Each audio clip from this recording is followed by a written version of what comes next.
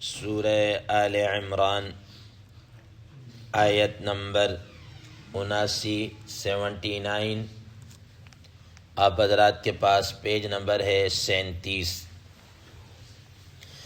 اعوذ باللہ من الشیطان الرجیم بسم اللہ الرحمن الرحیم۔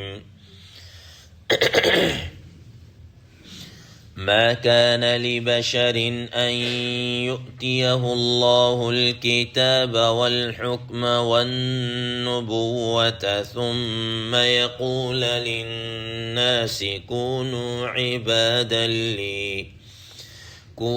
عبادا لي من دون الله ولكن كونوا ربانيين بما كنتم تعلمون الكتاب وبما كنتم تدرسون ولا يأمركم أن تتخذوا الملائكة والنبيين أربابا أيأمركم بالكفر بعد إذ أنتم مسلمون صدق الله العظيم۔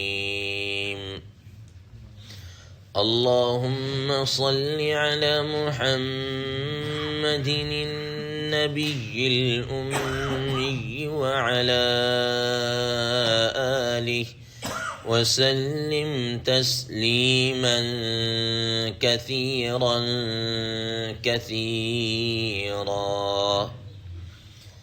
محترم سامعین کرام، ان آیات کا ترجمہ اللہ تبارک و تعالی ارشاد فرماتے ہیں، ما كان لبشر ان يؤتيه الله الكتاب والحكم والنبوة، کسی بشر کے لیے یہ بات نہیں ہو سکتی کہ اللہ تعالیٰ اس کو کتاب، فہم اور نبوت عطا فرمائے، ثم يقول للناس، پھر وہ لوگوں سے یہ بات کہے، کونوا عبادا لی من دون اللہ، کہ تم ہو جاؤ میرے بندے اللہ تعالیٰ کو چھوڑ کر، ولیکن کونوا ربانیین، لیکن وہ کہیں گے کہ تم ہو جاؤ اللہ والے، بما کنتم تعلمون الکتاب و بما کنتم تدرسون، اس وجہ سے کہ تم کتاب کو سکھاتے ہو اور اس وجہ سے کہ تم پڑھتے ہو۔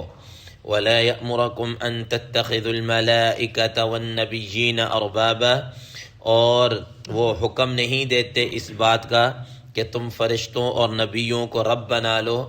ایأمرکم بالکفر بعد اذ انتم مسلمون، کیا تمہیں حکم دیں گے وہ کفر کا اس کے بعد کہ تم مسلمان ہو؟ محترم سامعین کرام، 2 دن سے ہماری اس کے متعلق گفتگو چل رہی ہے، ہم اپنی بات کو آگے بڑھائیں گے۔ اللہ تبارک و تعالی ارشاد فرمایا کہ اللہ کے جو حضرات انبیاء علیہ السلام ہیں وہ اپنی بندگی کی طرف نہیں بلاتے بلکہ اللہ تبارک و تعالی کی طرف بلاتے ہیں، اور ان کا یہ کہنا ہوتا ہے کہ وَلَٰكِن كُونُوا رَبَّانِيِّينَ، کہ تم کیا ہو جاؤ؟ ربانیین ہو جاؤ۔ ربانیین کسے کہتے ہیں؟ حضرات مفسرین کرام رحم اللہ فرماتے ہیں کہ ربانیین رب سے مبالغہ ہے، الف نون اس میں زائد ہیں، اس کا معنی ہوتا ہے رب والے، رب والے۔ اور اس کی تفسیر کے اندر حضرات مفسرین کرام رحم اللہ نے مختلف اقوال ذکر کی ہیں۔ حضرت عبداللہ ابن عباس رضی اللہ تعالیٰ عنہ، حضرت علی رضی اللہ تعالیٰ عنہ، حضرت سعید بن جبیر رحمہ اللہ، یہ سارے مشہور مفسرین کرام رحم اللہ، ان سب نے کہا کہ ربانیین اصل میں ربانی اس کو کہتے ہیں کہ جس کے اندر علم بھی ہو، عمل بھی ہو، عقل بھی ہو، فہم بھی ہو، اور اس کے ساتھ ساتھ ربانی اس کو کہتے ہیں کہ جو اپنے علم پر عمل کرنے والا ہو، اور وہ ایسا ہو جس کے دل کے اندر اللہ تبارک و تعالیٰ کا خشوع اور خضوع ہو، جس کے دل کے اندر باقی فاسد خیالات نہ ہوں، جس کو رسول اللہ صلی اللہ تعالیٰ علیہ وسلم نے اپنی ایک دعا کے اندر اس طرح ارشاد فرمایا، اللہم انی اعوذ بک من قلب لا یخشع، اے اللہ میں ایسے دل سے تیری پناہ چاہتا ہوں جس کے اندر خشوع خضوع ہی نہ ہو، جس کے اندر تیری خشیت نہ ہو۔ تو اس کو آج کل کے مفسرین میں سے حضرت تھانوی صاحب رحمہ اللہ اور حضرت شیخ الہند رحمہ اللہ نے اس کا ترجمہ پھر کونوا ربانیین کا کہ تم ہو جاؤ اللہ والے ہو جاؤ. تو جو آدمی اللہ والا ہو جائے گا وہ ساری چیزیں اس کے اندر کیا ہے آ جاتی ہیں. تو یہ اللہ والا ہونا یہ کس کے لیے؟ فرمایا کہ کس وجہ سے؟ بما کنتم تعلمون الکتاب وبما کنتم تدرسون، کہ تم کتاب کو سیکھتے ہو، تم کتاب کو سکھاتے ہو، تمہارا پڑھنا پڑھانا اسی کے متعلق ہے. اسی لیے تمہیں کیا ہے اللہ والا ہو کر رہنا چاہیے، اللہ والا بن کر تمہیں کام کرنا چاہیے. اب یہود و نصارہ یہ بھی کتاب پڑھتے تھے، سیکھتے سکھاتے بھی تھے، لیکن جس جگہ پر آ کر ان کے عقائد کے اوپر زد پڑتی تھی اس جگہ کو وہ کہتے ہیں نا گول کر جانا، اس کو وہ چھوڑ دیتے تھے. ٹھیک ہے نا، اپنی مطلب کی بات لے لیتے تھے، باقی چھوڑ دیتے تھے. ٹھیک ہے نا. تو ہم خاص طور پر پڑھنے پڑھانے والوں کو، علماء، طلباء، ان کو یہ چاہیے کہ وہ کیا ہونے چاہیے؟ ربانی ہی ہونا چاہیے، کہ وہ جو پڑھے اس پر عمل بھی ہونا چاہیے، اللہ والے بن کر کیا ہے رہے. ہم نے کئی مرتبہ دیکھا ہمارے استاد محترم حضرت مولانا مشرف علی صاحب تھانوی نور اللہ مرقدہ، جو یہاں پر بھی تشریف لایا کرتے تھے، مدینہ منورہ میں ان کا انتقال ہوا، جنت البقیع میں مدفون ہے. تو جب بھی اکثر ان کو طلباء میں بیان کرنے کا کہا جاتا یا جمعرات کی جمعرات بیان ہوتا تو وہ اکثر و بیشتر اسی آیت کی تلاوت کیا کرتے تھے خطبے کے اندر طلباء کے سامنے، کہ تم نے عالم ربانی بننا ہے، عام عالم نہیں بننا. ٹھیک ہے نا، ایسا عالم بننا ہے جو خود بھی اللہ والا ہو اور جس کو دوسرے دیکھ کر اللہ والے بن جائے. ٹھیک ہے نا. تو اسی وجہ سے فرماتے ہیں کہ اللہ والا کون سا ہے؟ کہ جس کو دیکھ کر اللہ یاد آ جائے. ٹھیک ہے، جس کو دیکھ کر کیا ہے اللہ یاد آ جائے. فرمایا وَلَا يَأْمُرَكُمْ أَن تَتَّخِذُوا الْمَلَائِكَةَ وَالنَّبِيِّينَ أَرْبَابًا. اور اسی طریقے سے یہ جو حضرات انبیاء علیہ السلام ہیں، یہ اس بات کا بھی حکم نہیں دیتے کہ تم فرشتوں کو اور نبیوں کو رب بنا لو، فرشتوں کو اور نبیوں کو رب بنا لو، یا کسی اور ہستی کو تم رب بنا لو. اب دیکھیں مثال کے طور پر اہل کتاب میں سے یہود اور نصارہ کو دیکھو. وقالت الیہود عزیر ابن اللہ، انہوں نے حضرت عزیر علیہ السلام کی نسبت اللہ کا بیٹا قرار دیتے ان کی طرف ان کی نسبت کر دی. نصارہ نے حضرت عیسیٰ علیہ السلام کو رب کیا ہے بنا لیا اور رب کی خصوصیات ان کے اندر شامل کرنا شروع کر دی. اور سابعین جو تھے انہوں نے کیا کیا؟ انہوں نے فرشتوں کو اللہ کی بیٹیاں بنا کر وَجَعَلُوا الْمَلَائِكَةَ إِنَاثًا وَهُمْ شَاهِدُونَ، انہوں نے اللہ کی بیٹیاں ان کو کیا ہے قرار دے دیا فرشتوں کو. ٹھیک ہے. اسی طریقے سے آپ دیکھ لیجئے یہود و نصارہ کے اندر، خاص طور پر نصارہ کے اندر یہ تھا کہ اتخذوا احبارهم ورهبانهم اربابا من دون اللہ، کہ انہوں نے اپنے جو مذہبی رہنما تھے، جو کیا کہتے ہیں ان کے جو بڑے پوپ تھے یا جو بھی مذہبی پیشوا تھے، ان کو انہوں نے کیا بنا دیا؟ رب بنا دیا. آپ حضرات کو پیچھے ایک واقعہ سنا تھا کہ عدی بن حاتم رضی اللہ تعالی عنہ نے جب یہ کہا رسول اللہ علیہ وسلم ہم ان کو رب تو نہیں بناتے، ہم نے ان کو رب تو نہیں بنایا، چونکہ اس وقت وہ عیسائیت کے اوپر ہے. تو رسول اللہ صلی اللہ تعالی علیہ وسلم نے فرمایا کہ کیا جس چیز کو وہ حلال کہتے ہیں تو تم حلال سمجھتے ہو کہ نہیں، اور جس کو وہ حرام کہتے تم اس کو حرام سمجھتے ہو کہ نہیں؟ کہا کہ ایسا تو ہے. فرمایا کہ یہ تحلیل اور تحریم، حلت اور حرمت والا منصب یہ تو اللہ تعالیٰ کا ہے، جب ان کے پاس رکھ لیے تو یہی تو رب بنانا ہے، یہی تو کیا ہے رب بنانا.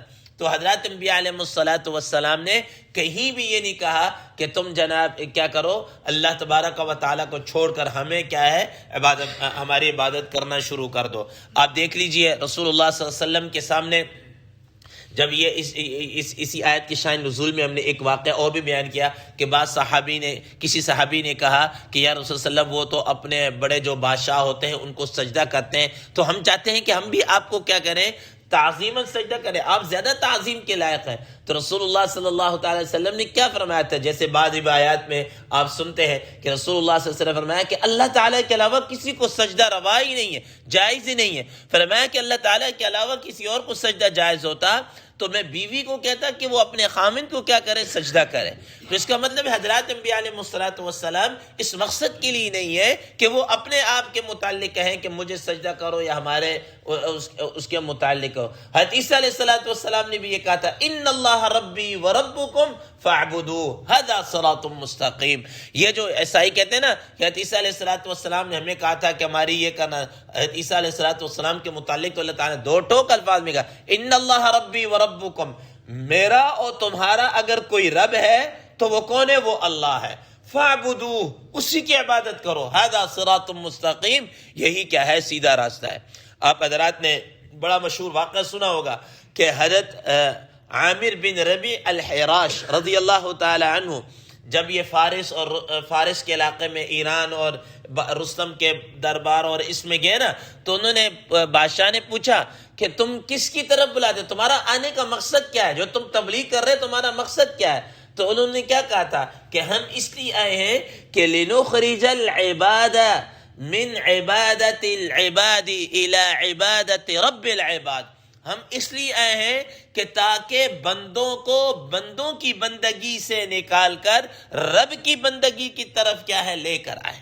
یہ ہمارا تو جب حضرات صحابہ کرام رضوان اللہ تعالی علیہ مجمعین کی زندگی کا یہ مشن، تو رسول اللہ صلی اللہ علیہ وسلم ان کو کیسے کہہ سکتے ہیں کہ تم جناب کیا کہتے ہیں میری عبادت کرو؟ تو اس لیے جیسا کہ وہ شان نزول کے اندر یہ بات بیان کی گئی تو اس نے کہا کہ اے محمد صلی اللہ تعالی علیہ وسلم، کیا تم یہ چاہتے ہو کہ ہم تمہیں سجدہ کرنا شروع کر دیں، اللہ کو چھوڑ کر تمہاری عبادت کرنا شروع کر دیں؟ جس پر یہ آیات بھی نازل ہوئی ہے۔ تو اس کا مطلب یہ ہوا کہ حضرات انبیاء علیہ السلام خاص طور پر نبی کریم صلی اللہ تعالی علیہ وسلم نے کہیں بھی حاشا وکلا اپنے کسی قول فعل عمل اشارتاً بھی نہیں کہا کہ تم میری کیا کرو؟ عبادت کرو یا اس طرح۔ حتیٰ کہ رسول اللہ صلی اللہ تعالی علیہ وسلم نے تو یہاں تک حضرات صحابہ کرام رضوان اللہ تعالی علیہ مجمعین تعظیماً کھڑے ہو جاتے تھے، تو آپ صلی اللہ علیہ وسلم نے اس کو بھی کیا کیا ہے؟ منع کیا ہے۔ اس کو بھی کیا کیا؟ منع کیا۔ تو فرمایا ایأمرکم بالکفر بعد اذ انتم مسلمون، یہ کیسے ہو سکتا ہے کہ وہ تمہیں جناب اعلیٰ کفر کا کہے اس کے بعد کہ تم مسلمان ہو چکے ہو، اسلام لا چکے ہو، اللہ کے فرما بردار اور مطیع ہو چکے ہو؟ تو یہ کیسے ہو سکتا ہے کہ اس اسلام لانے کے بعد تمہیں وہ کفر کی طرف کیا ہے؟ لے کر آئے؟ ایسا نہیں ہو سکتا۔ تو خلاصۃ الکلام یہ ہے کہ ان کا یہ کہنا کہ عیسیٰ علیہ السلام نے ایسی بات کہی کہ اللہ تعالیٰ کو چھوڑ کر ہماری عبادت کرے، یا رسول اللہ صلی اللہ تعالیٰ علیہ وسلم گویا کہ یہ کہنا چاہ رہے ہو کہ اللہ کو چھوڑ کر میرے بندے بن جاؤ، حاشا وکلا، ایسا نہیں ہے۔ اللہ تبارک و تعالی ہمیں فہم سلیم، قلب سلیم عطا فرمائے۔ وآخر دعوانا الحمد للہ رب العالمین۔